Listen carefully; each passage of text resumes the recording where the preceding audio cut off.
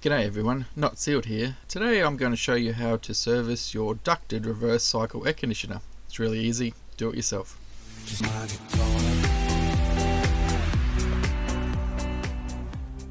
As an electrician, I service many reverse cycles, split systems and evaporative air conditioners. To be honest, the reverse cycles are the easiest to service. Many people forget that the most important thing to do is to clean these air vents. These are the vents that actually return the air back into the chiller. Over time they'll fill up with dust and gunk and spider webs and dirt and dog hair and every other microorganism known to man. Get them cleaned every couple of months. Now you can do them yourselves, and I'm going to show you the exact procedure and everything else you need to do.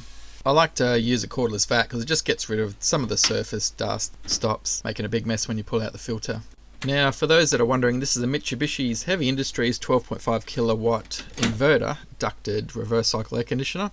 And it was installed 1 year ago, but the filter hadn't been cleaned for about 3 months. So we'll show you exactly how much dirt, dust it is sucked up in that amount of time. That's why it's important to regularly clean these things. Now the dust trap filter will just slide out once it's been opened, and then we'll take it outside and give it a wash. It's the best way to get the dust off them. Now remember, there's only 3 months of summer dust on here, so it really builds up quick. So flip it over, grab out your hose and just start squirting it down. Don't use too much pressure because I have seen some brands have really flimsy filters which tend to blow holes. Oh, hello dog, where'd you come from? You can use a little bit of detergent if you must. I tend not to. You don't know if the detergent could break down, some of the fibers in the air filter, but generally the water's good enough just to wash it all off. Yes, I will be cleaning this a second time after all the dog slobber's gotten all over it, just to show you how the process works. All brands of ducted reverse cycle air conditioners will have some type of filter inbuilt.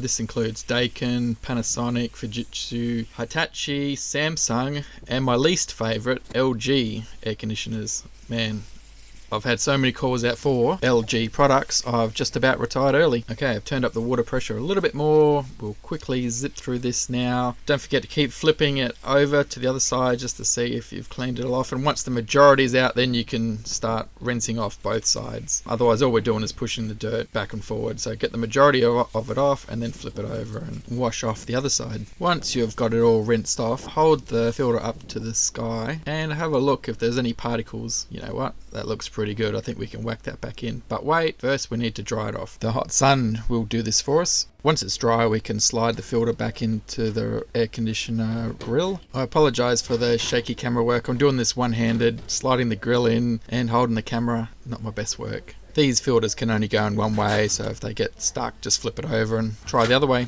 Whatever you do, don't run your reverse cycle air conditioner without a return grill air filter because you'll just block up the cooling fins on the evaporator, and that's bad news. A lot of money to get them cleaned out and repaired. Alright, I've been waffling on too long. Let's push this up and get it locked back into position.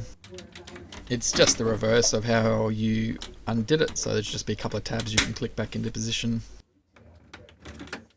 So that's the procedure to clean the return air filter on your reverse cycle air conditioner. The next step is to reset the filter cleaning alarm or reminder. On the MITSUBISHI RC EX3 controller, it's just a matter of pressing the filter reset, and that's all it is to it. And then you can hit the back button a few times and it will all be clear, ready for your next clean in a couple of months. Other brands of air conditioners will have a similar filter clean reset alarm. Don't be afraid to play around with the controller. Okay, the next step in our air conditioner service is a quick inspection inside the roof. Now we're quickly going to check this drip tray, that there's no foreign material in it like leaves, spiders, bugs, rats, and that nothing has moved or come dislodged out of place due to vibration. Everything here looks good, can't see any leaks. The drip tray is clear, the springs are still in place with the rubber grommets.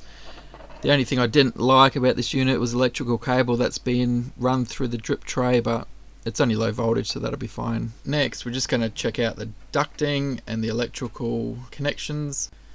This air conditioner has 3 zone motors, and this is the controller for it here. So specific rooms in the house can be turned on or off individually apart from the air conditioner. Just the vents close or the dampers close inside these silver ductwork. Makes for a very efficient unit that you don't have to cool or heat the whole house. You can just heat or cool the rooms you need.